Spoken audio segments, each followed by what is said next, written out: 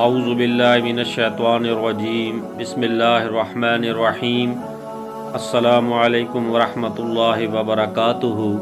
حضرت عبداللہ بن صامت رضی اللہ تعالی عنہ ابو ذر غفاری رضی اللہ تعالی عنہ سے روایت کرتے ہیں کہ انہوں نے رسول اللہ صلی اللہ علیہ وآلہ وسلم آپ کی خدمت میں عرض کیا، یا رسول اللہ صلی اللہ علیہ وآلہ وسلم، ایک آدمی ہے، اس کو اللہ کے خاص بندوں سے محبت ہے، لیکن وہ اس سے عاجز ہے کہ ان کے سے عمل کر سکے، تو اس بیچارے کا انجام کیا ہوگا؟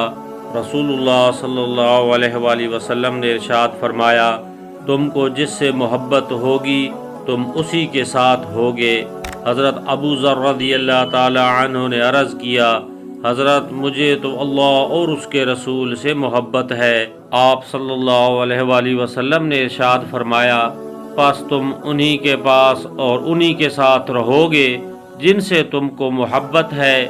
یہ جواب سن کر حضرت ابو ذر رضی اللہ تعالی عنہ نے پھر اپنی بات دہرائی، اور رسول اللہ صلی اللہ علیہ وآلہ وسلم نے جواب میں پھر وہی ارشاد فرمایا جو پہلی دفعہ ارشاد فرمایا تھا۔